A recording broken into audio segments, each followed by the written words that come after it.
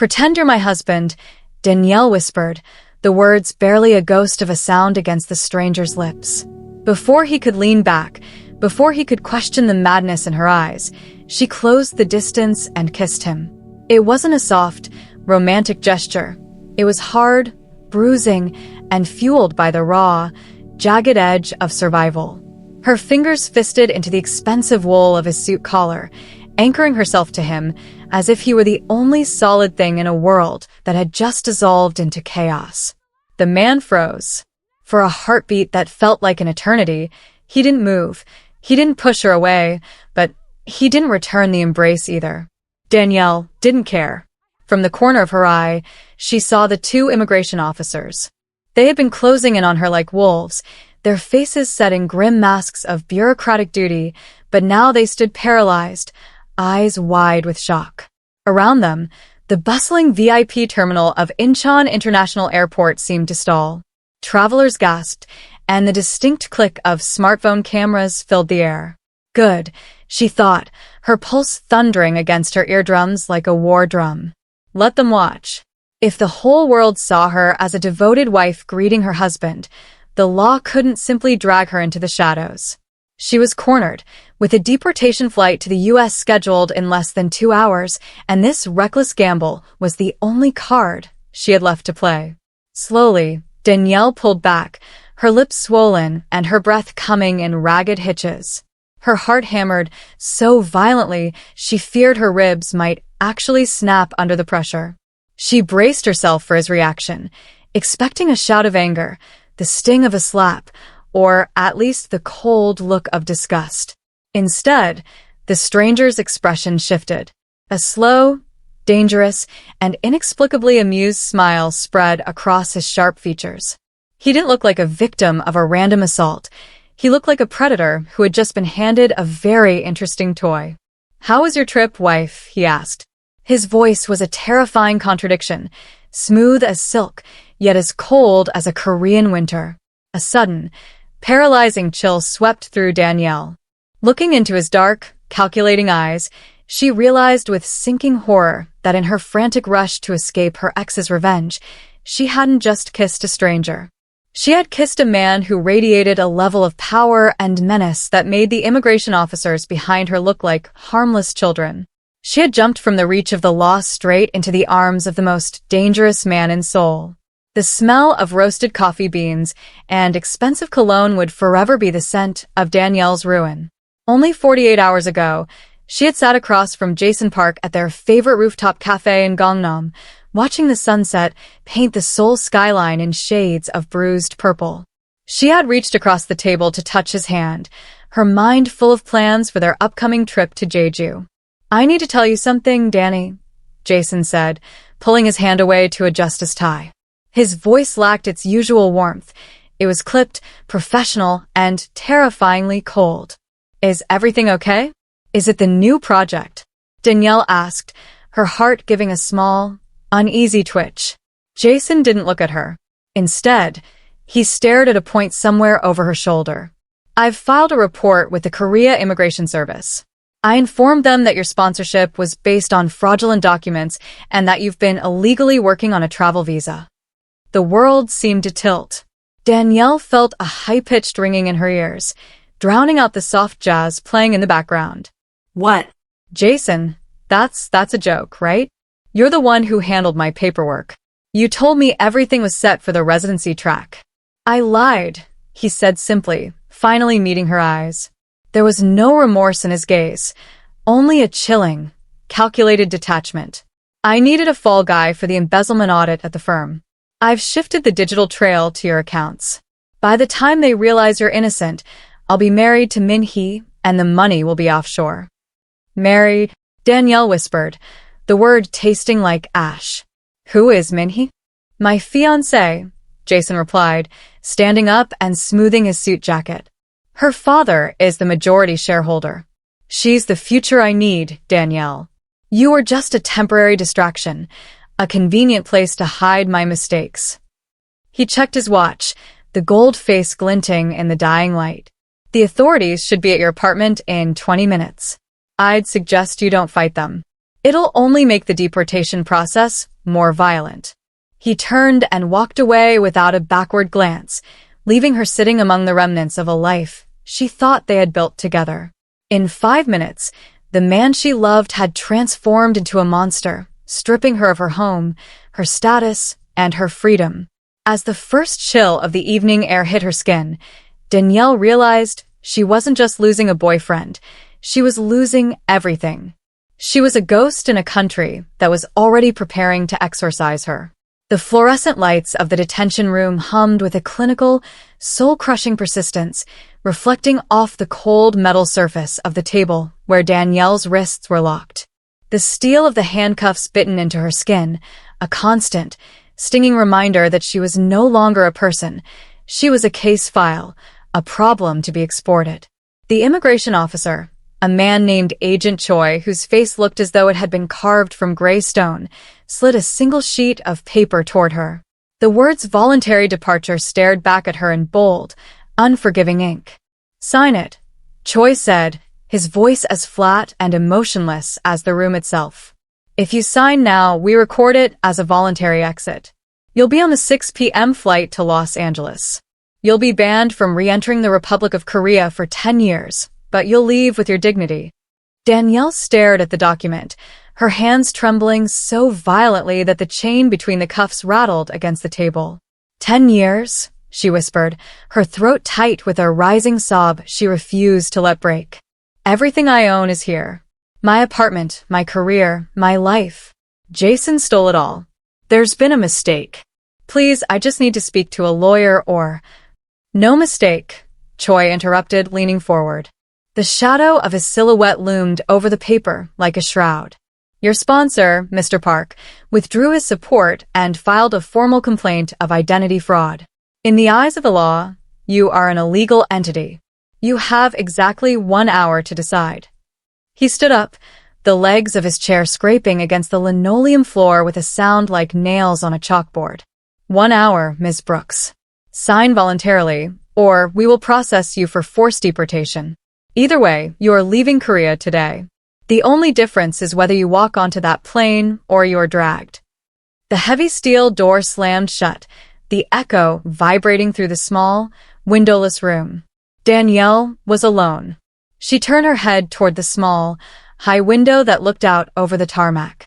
In the distance, she could see the massive tails of planes glinting in the afternoon sun, engines roaring as they prepared to carry people toward their futures.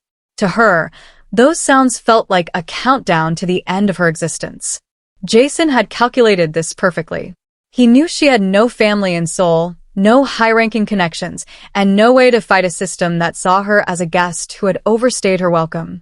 She closed her eyes, hot tears finally escaping and tracing paths through her makeup. She had 1 hour before the life she'd spent 3 years building vanished forever.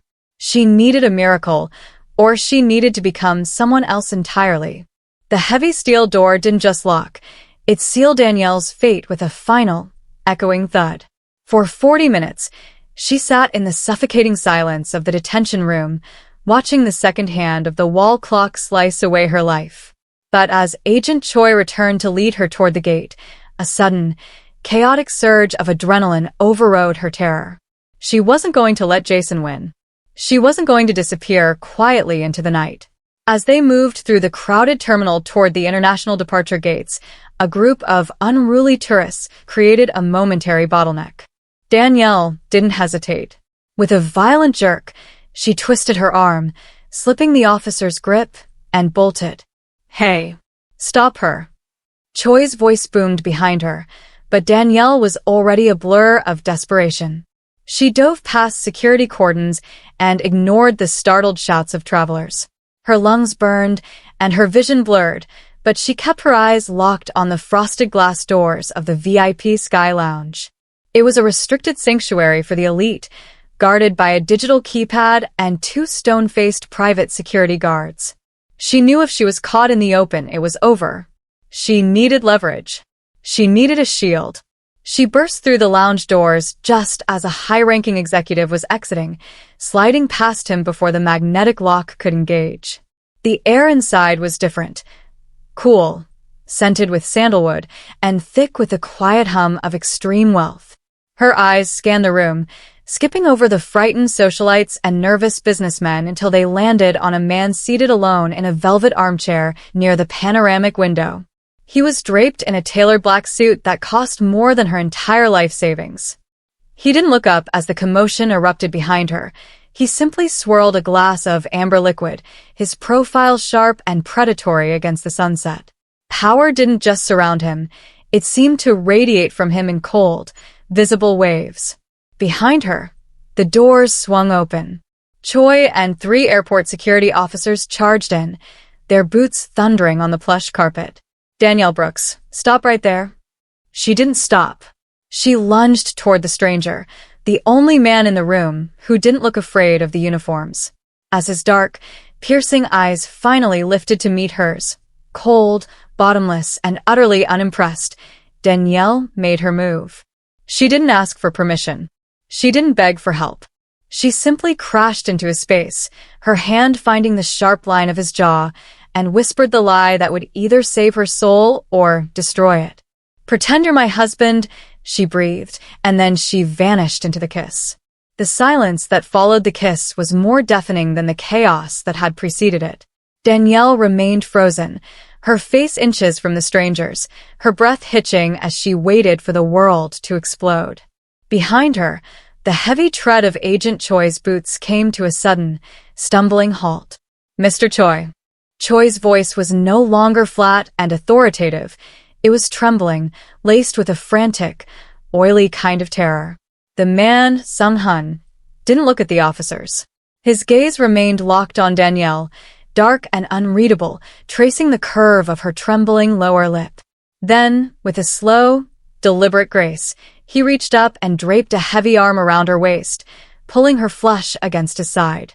The heat of his body was startling, a predatory warmth that sent shivers racing down her spine.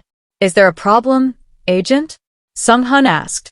His voice wasn't raised, yet it carried to every corner of the silent lounge, cold enough to draw blood. We didn't realize she was with you, sir." Choi stammered, bowing so low his forehead nearly touched his knees. "The woman is being processed for immediate deportation. She escaped custody. We were under the impression she was an illegal entity." Sung-hun's grip on Danielle tightened, his thumb brushing against her hip in a way that felt possessive, almost intimate. "An illegal entity?" He let out a soft, dark chuckle that didn't reach his eyes. "You are referring to my wife. We were married in the States 6 months ago. The paperwork is being processed by my legal team as we speak. Unless, of course, you're calling me a liar?" The color drained from Choi's face, leaving him a sickly shade of gray. "No, sir. Never. There must have been a clerical error. A grave misunderstanding." Sung-hun looked down at Danielle's wrists, his eyes narrowing at the sight of the steel cuffs biting into her brown skin. The temperature in the room seemed to drop 10 degrees. "Unlock her.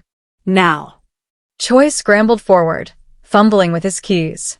His hands shook so violently that he dropped them twice before finally fitting the key into the lock.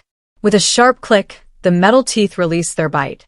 Danielle rubbed her raw wrists, the sudden freedom feeling heavier than the chains. "Go," Sung-hun commanded, his voice a low growl. "And tell your superiors that if my wife is harassed again, I will buy the department just so I can fire everyone in it." The officers didn't wait for a second dismissal. They retreated with the frantic energy of men escaping a burning building. As the lounge doors hissed shut, Danielle finally exhaled, her knees buckling. But Sung-hun caught her, his fingers biting into her arm with a strength that reminded her he wasn't her savior. He was just a different kind of danger. "Now, wife," he whispered, leaning down so his lips brushed her ear. "Let's discuss the price of my protection. And believe me, it's much higher than a kiss." The transition from the sterile detention center to Sung-hun's world happened with a speed that left Danielle dizzy. Within minutes of leaving the airport in the back of a blacked-out Maybach, a team of silent, efficient men had been dispatched to her small apartment. They didn't just pack her things, they erased her presence from the building. "You have 16 hours until the immigration office reopens for a follow-up verification," Sung-hun said, not looking up from the tablet in his lap as the car sped through the neon-drenched streets of Songdo. In that time, you must stop being a fugitive travel vlogger and start being the woman who has shared my life for 6 months. My staff is currently placing your belongings, your photos, and your scent into my home. By dawn, there will be no evidence that you ever lived anywhere else. Danielle watched the blurred lights of the city, her reflection in the window, looking like a stranger's. And if I can't play the part, Sung-hun finally looked at her, his eyes cold and unblinking. Then I hand you back to Agent Choi. And I promise you, Danielle, his hospitality will be far less comfortable the second time around. When the private elevator opened directly into the penthouse, Danielle gasped. It was a fortress of glass and brushed steel, perched so high it felt like they were floating above the clouds. The air was pressurized and perfectly climate-controlled. In the master suite, she found 2 men in black suits meticulously hanging her modest dresses in a walk-in closet filled with designer labels and silk ties. On the nightstand, a framed photo of her, taken from her Instagram, had already been placed next to a watch box holding a collection of Patek Philippe's. The guest room is off limits, Sung-hun stated, walking past her into the expansive dressing area. If the inspectors find a second bed made up, the contract is void. You will sleep in the master suite. You will learn the layout of this kitchen, the brand of my espresso, and the name of my primary physician. A woman in a sharp gray suit, Miss Shin, appeared with a thick leather binder. Your new itinerary, Ms. Brooks. Or should I say, Mrs. Choi? You have 10 hours of study before the first spontaneous social media post goes live to verify your location. Danielle ran a hand over the cold marble countertop. The luxury felt like a gilded cage. Every corner of the apartment was monitored by silent cameras and glowing biometric pads. She had escaped a 10-year ban, but she had traded her freedom for a high-tech prison. As she watched Sung-hun disappear into his office, she realized the 16 hours to love wasn't a romance. It was a military operation, and she was the most expendable soldier on the field. The doorbell rang at precisely 8 a.m., a sharp, intrusive sound that vibrated through the minimalist corridors of the penthouse. Danielle stood in the center of the kitchen, her hands damp against the silk of her robe. Beside her, Sung-hun looked perfectly composed, sipping espresso as if they weren't about to commit a felony. "Breathe, Danielle," he murmured, his voice low and grounding. "If you look like a rabbit, he will act like a wolf." Miss Shin vanished into the service quarters just as Agent Choi entered, accompanied by a younger female officer with a digital tablet. Choi's eyes were like scalpels, dissecting the room for a single misplaced item. He checked the closet, noting the mingled scents of her perfume and Sung-hun's cologne. He checked the bathroom, lingering on the 2 toothbrushes sitting in a marble holder. Finally, he returned to the kitchen. "A beautiful home, Mr. Choi," Choi said, though his tone suggested he was smelling rot beneath the floorboards. But domesticity isn't just about decor. It's about the small details of a shared life. He turned his gaze to Danielle. "You've lived in Korea for some time, Ms. Brooks. Or Mrs. Choi. Yet, I see you've kept your traditions." He pointed to a steaming pot on the stove. Danielle had spent the last hour meticulously preparing jollof rice, the spicy, tomato-based aroma filling the penthouse. It was a piece of home she used to calm her nerves, but now it felt like a spotlight on her foreignness. "My wife missed the flavors of her heritage," Sung-hun said, stepping behind her and placing a hand possessively on her shoulder. "I insist she cooks it whenever she feels homesick." Choi stepped closer to the stove, sniffing the air. "Interesting. Most locals find the spice profile of West African cuisine challenging. How long did it take you to find the specific Scotch bonnet peppers needed for this, Mr. Choi? They aren't exactly common in Songdo markets." Danielle froze. She hadn't told Sung-hun about the peppers. She had found a small international grocer months ago, long before the airport incident. 3 weeks, Sung-hun answered without a beat of hesitation. "I had them imported from a supplier in Itaewon. Danielle prefers the ones from the stall near the old mosque. They have a more consistent heat." Danielle looked at him, her heart skipping a beat. It wasn't just a lucky guess. He knew the specific market she frequented. He knew the stall. A cold realization washed over her. Sung-hun hadn't just stumbled upon her at the airport. He had been watching her long before she ever kissed him. Choi's eyes narrowed, searching for a crack in the story, but Sung-hun's expression remained an impenetrable mask of husbandly devotion. The officer gave a stiff, reluctant nod. "Your attention to detail is commendable, Mr. Choi," Choi said, though the suspicion in his voice remained sharp. "We will be in touch." As the door clicked shut, Danielle whirled around to face Sung-hun. "How did you know about the market in Itaewon?" "I never told you." Sung-hun set his espresso cup down with a soft, ominous clink. "I don't leave my investments to chance, Danielle. I knew exactly who you were the moment you touched my collar." The following afternoon, Sung-hun didn't ask Danielle to join him. He commanded it. "Put on the red dress," he had said, his voice broke cold. "It's time to settle your debts." The elevator doors opened into the sleek, glass-walled lobby of Park Global Logistics, Jason's firm. Danielle felt a sick lurch in her stomach as she recognized the receptionists who used to wave to her. Now they looked down, their faces pale as Sung-hun strode through the lobby like a god of war, his hand heavy and possessive on the small of Danielle's back. He didn't stop for the security gates. His men simply shouldered them open. They burst into the executive boardroom where Jason sat at the head of the table, laughing with a group of investors. The laughter died instantly. Jason stood, his face flushing with a mix of irritation and genuine fear. "Danielle? What the hell are you doing here? You're supposed to be deported?" Sung-hun interrupted, his voice cutting through the room like a razor. He pulled out the chair at the opposite end of the table for Danielle with mocking politeness. "My wife had some unfinished business. And I find I have very little patience for men who steal from women to hide their own incompetence." Jason tried to recover his swagger, straightening his silk tie. "I don't know who you are, buddy, but this is a private meeting. Danielle is a criminal. She's been embezzling." "Stop," Sung-hun said. It wasn't a shout, but the entire room flinched.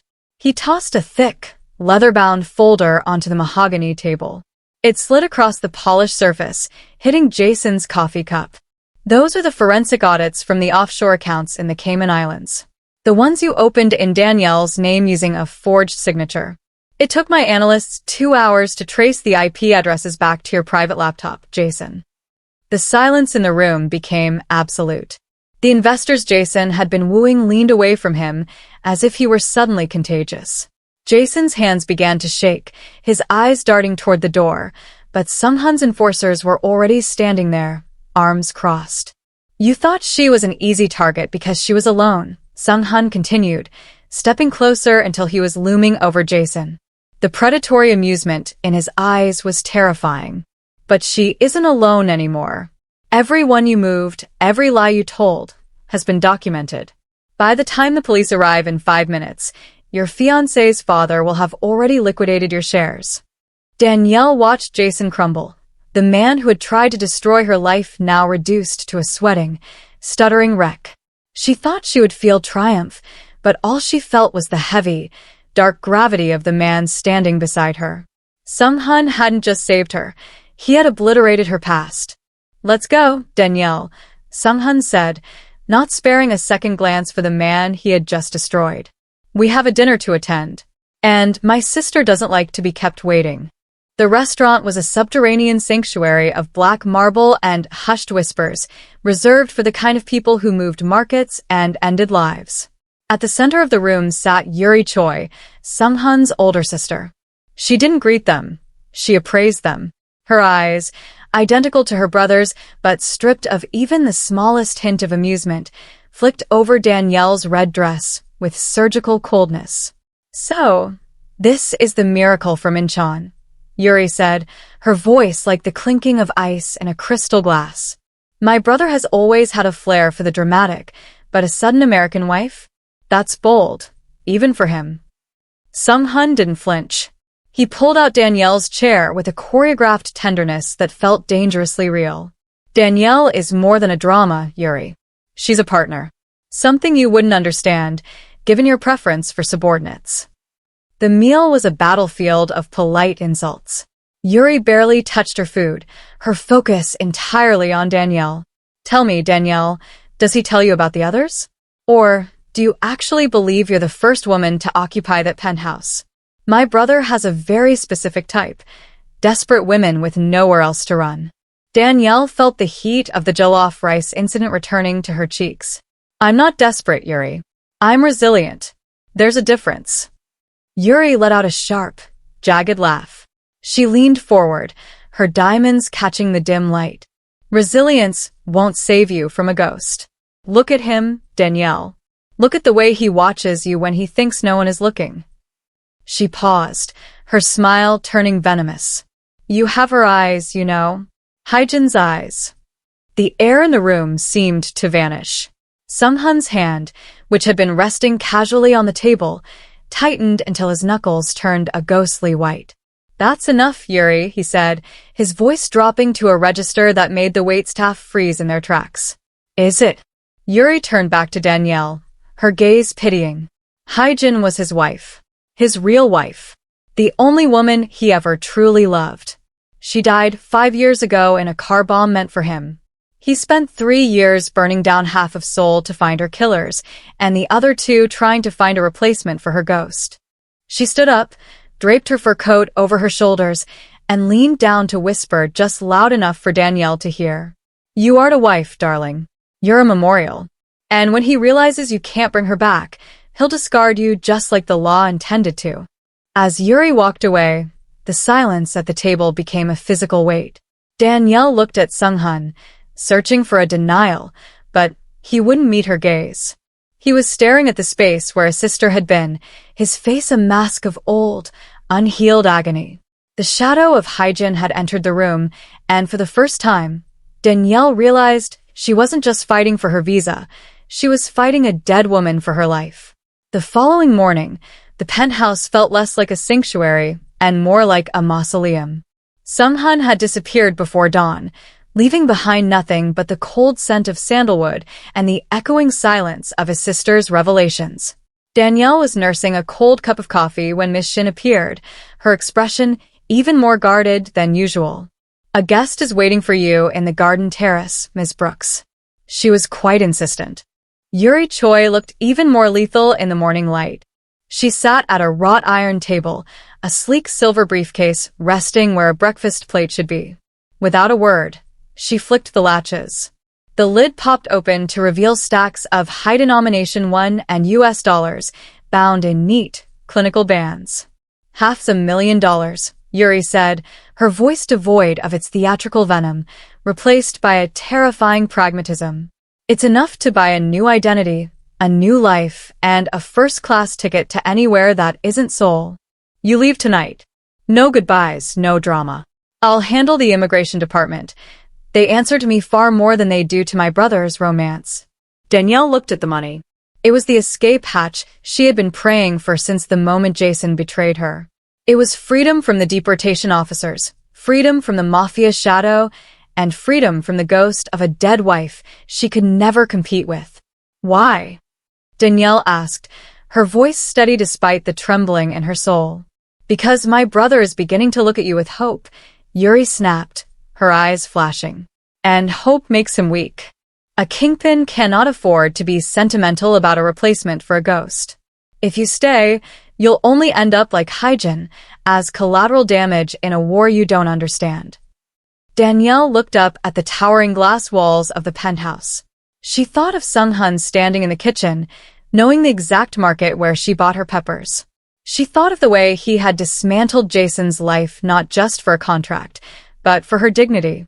He was a monster, yes, but he was a monster who had seen her when the rest of the world wanted her to disappear.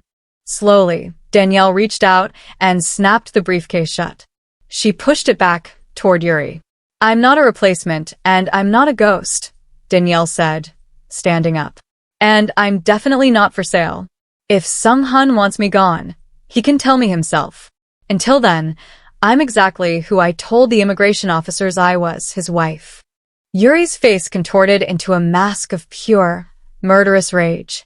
You've made a catastrophic mistake, Danielle. My brother doesn't protect things he loves. He loses them. You've just signed your own death warrant. As Yuri stormed out, Danielle sank back into her chair. Her heart was hammering, but for the first time it wasn't out of fear. It was out of a choice. She had chosen the danger. She had chosen him.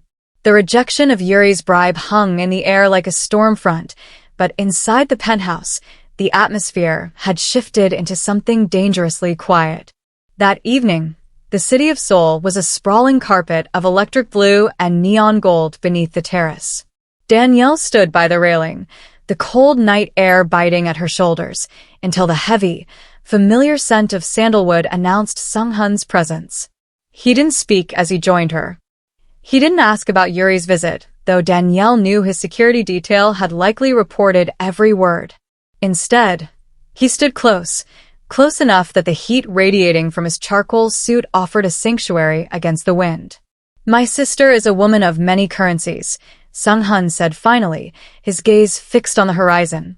"Most people take the first offer. Why didn't you?" Danielle looked at him, really looked at him, beneath the harsh honesty of the moonlight. The Mafia Kingpin mask was still there, but in the shadows of the balcony, it seemed thinner. "Maybe I'm tired of people deciding my worth for me," she replied softly. "Jason thought I was an easy mark. Yuri thought I was a temporary fixture. But here, with you, for the first time in months, I don't feel like I'm running." Sung-hun turned toward her, his movement slow and deliberate. He reached out, his thumb tracing the line of her jaw, the same place she had grabbed him at the airport when she was a desperate stranger. But the touch was different now. It wasn't about power or possession, it was a silent acknowledgement. "The contract was for 6 months, he murmured, his voice dropping to a low, gravelly vibration. "It was supposed to be a performance, a convenient arrangement to keep the law at bay." "Is it still a performance?" Danielle asked, her heart hammering against her ribs, not out of fear, but out of a terrifying hope. Sung-hun leaned in, his forehead resting against hers. The distance between them, once a chasm of cultural divides and criminal secrets, had vanished. "I stopped pretending the moment you cooked that rice, Danielle. I stopped pretending when I saw you stand up to my sister." For a moment, the blurred lines of their arrangement sharpened into a singular truth. There were no immigration officers watching them now. No cameras, no sisters, and no ghosts. When his lips finally met hers, it wasn't a desperate plea for survival like the first time. It was a slow, searing realization. The fake marriage had become the only real thing left in their lives, and as he pulled her closer, Danielle realized that the danger wasn't just outside the penthouse anymore. It was right here, in the way she was falling for a man she was never supposed to love. The fragile piece of the balcony was shattered by the shrill, persistent vibration of Sung-hun's phone. He didn't even have to answer it. The giant screens embedded in the city's skyscrapers did the talking for him. Across the street, a massive digital billboard flickered, replacing a perfume ad with a grainy, high-resolution photo of Danielle and Sung-hun's airport kiss. The headline in bold, red hangul screamed, "Kingpin's Contract Bride, the truth behind the airport romance." Sung-hun's jaw tightened, his eyes turning back into the cold flint Danielle had first met. "Yuri," he hissed, the name sounding like a curse. The leak was surgical. It wasn't just the photo. The report claimed the marriage was a strategic fraud to bypass government security audits for the new airport terminal contract. Within minutes, the penthouse's internal monitors began scrolling through social media feeds. The desperate blogger narrative was being weaponized, painting Danielle not as a victim, but as a manipulative interloper who had seduced Seoul's most powerful man to escape the law. "The government contract is suspended," Mission announced, entering the room with a tablet that looked like it was vibrating with incoming alerts. "The board of directors is calling for an emergency session. They're saying the scandal has compromised the firm's integrity." Danielle felt the walls of the penthouse closing in. The luxury that had felt like a cage now felt like a bullseye. She looked out the window and saw a fleet of black sedans, not Sung-hun's, circling the building's entrance. "They aren't just coming for the contract, are they?" Danielle asked, her voice trembling. "No," Sung-hun said, his hand reaching for a concealed drawer in the kitchen island, pulling out a sleek, matte black handgun. "Yuri has signaled the sharks. By making this public, she stripped away the legal protection our marriage provided. In their eyes, you're no longer a wife. You're a liability that needs to be removed to save the family name. He walked over to her, his movements frantic for the first time. He pressed a small, encrypted device into her hand. If we are separated, this is a GPS tracker. Do not take it off. The scanners in the building have been compromised. They're inside, Danielle. The lights in the penthouse flickered and died, plunging them into a terrifying, neon-streaked darkness. The silent security pads on the doors turned a blood red. Danielle realized with a jolt of pure terror that the scandal wasn't just about business. It was an execution order. She wasn't just a travel blogger or a fake wife anymore. She was the target in a war that had just arrived at her doorstep. The darkness in the penthouse was thick, smelling of ozone and impending violence. Before Danielle could even scream, the glass of the terrace door shattered in a synchronized explosion. Shadowy figures swarmed the room, their movements precise and silent. Sung-hun fired 2 rounds, the muzzle flashes illuminating his face in jagged, terrifying strobes, but there were too many of them. A heavy forearm clamped around Danielle's throat, cutting off her air, while a stinging needle pierced her neck. As the world dissolved into a hazy, drug-induced gray, the last thing she saw was Sung-hun's hand reaching for her, his fingers brushing against hers before she was dragged into the abyss. Hours later, Sung-hun stood in his devastated executive office, his suit torn and his knuckles raw. The room was full of his top lieutenants, their heads bowed in a heavy, fearful silence. He didn't care about the board members or the suspended contracts. He only cared about the empty space where Danielle should have been. His phone buzzed on the mahogany desk. It wasn't a call. It was a single, high-resolution image. Sung-hun's breath hitched as the photo loaded. It was Danielle, slumped in a wooden chair, her wrists bound and a trail of blood trickling from her split lip. Her eyes were closed, her face pale under the harsh glare of a single overhead bulb. His heart hammered against his ribs, a frantic, agonizing rhythm, until his screen flickered with a follow-up message. Miss me? HJ. The room tilted. Sung-hun gripped the edge of the table so hard his knuckles turned a ghostly white, the wood groaning under his strength. HJ. Those initials. He knew that signature better than his own name. It was the same one left on love notes on his pillow years ago, the same one sent in playful texts during long meetings, and the same one on the very last message he'd received before the car bomb had turned his world to ash. Hajin, he whispered, the name a broken prayer. But Hajin was dead. He had buried her. He had spent 5 years mourning her, tearing soul apart to execute every soul responsible for the fire that took her. He had finally allowed himself to look at Danielle without seeing a ghost, only for the ghost to reach out from the grave and take her. As he stared at the screen, the neon lights of the city outside reflected in his eyes like a forest fire. He realized with a chilling certainty that the war wasn't just about power anymore. His past had returned to claim his present, and the price of his love for Danielle was a debt that only blood could settle. The game had changed, and the most dangerous man in Seoul was about to show the world exactly why he earned that title. This story reminds us that trust without proof can be fatal, especially when power and ambition are involved. Love, when mixed with greed, can become a weapon. Jason proved that betrayal often comes from the person closest to you, while Sung-hun showed that protection always has a price. Danielle's journey teaches us one powerful truth. A woman's greatest strength is the moment she chooses herself, even when the choice leads straight into danger. In a world ruled by power, the law doesn't always protect the innocent, and survival sometimes demands courage that looks reckless from the outside. Danielle refused to be erased, refused to be bought, and refused to live as a ghost, and that defiance changed everything. But every choice has consequences, and loving a powerful man doesn't guarantee safety. Sometimes, it makes you the target. This isn't just a story about romance or crime.